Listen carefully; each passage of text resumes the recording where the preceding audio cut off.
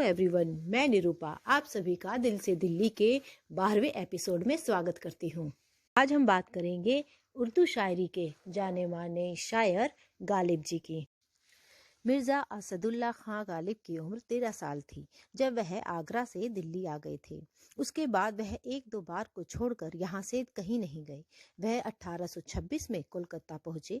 वह जल मार्ग से ही कोलकाता पहुँचे होंगे क्योंकि तब तक देश में रेल सेवा शुरू नहीं हुई थी। वह कोलकाता के शिमला बाजार एरिया के एक मकान में किराए पर रहे।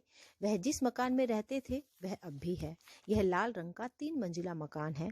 उन्होंने कोलकाता पर लिखा है, कलकत्ते का जो जिक्र किया तूने हमनशी, एक तीर मेरे सीने में मारा के हाय हाय। कहते हैं कि गालिब कलकत्ता में होने वाले मुशायरों में नियमित तौर पर भाग लेते थे। गालिब 29 नवंबर 1829 को वापस अपने शहर दिल्ली आ गए। उसके बाद उनके बल्ली मरान वाले घर में फिर से दोस्तों का आना जाना शुरू हो गया। उनका बाकी जीवन पुरानी दिल्ली की गलियों में ही गुजरा। उर्दू शायरी गालिब के बिना अधूरी है। उनके देखे से जो आ जाती है मुंह पर रौनक, वो समझते हैं कि बीमार का हाल अच्छा है। अब भी गालिब की शायरी के शहदाई इस शेर को बार बार पढ़ते हैं। उनका एक और शेर पढ़ें, रोने से और इश्क में बेबाक हो गए, धोए गए हम इतने कि बस पाक हो गए। गालिब, मंटो और मोरी गेट। सआदत हसन मंटो ने दिल्ली आकाशवाणी में नौकरी करते हुए मोरी गेट में एक घर किराए पर ले लिया। वह यहाँ 1940 से अगस्त 1942 के दरमियान रहे। उनके साथ उर्दू के मशहूर अफसाना निगार किशन चंद्र भी काम करते थे।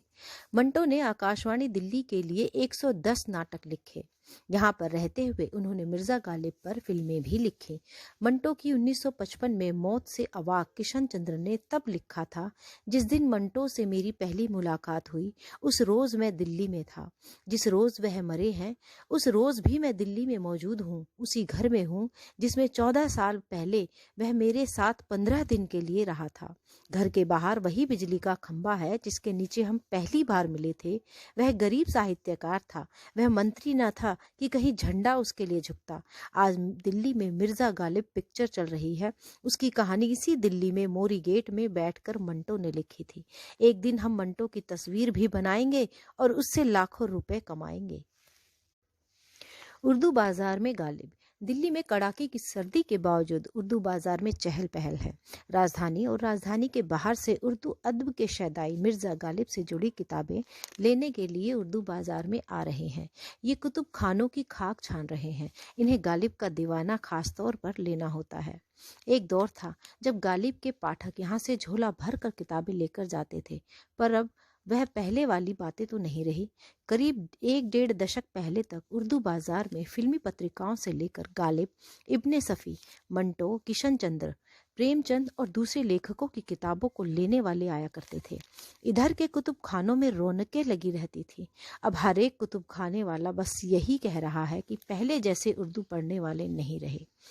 उर्दू बाजार में उर्दू की सेकंड हैंड दुर्लभ पुस्तकें भी बिका करती थी। सोशल मीडिया के दौर में लोग किताबों से दूर हो रहे हैं। ये सेल्फी और फेसबुक पर लाइक का दौर है। अब गालिब के चाहने वाले उर्दू बाजार के बजाय जश्न रेख्ता में जाते हैं।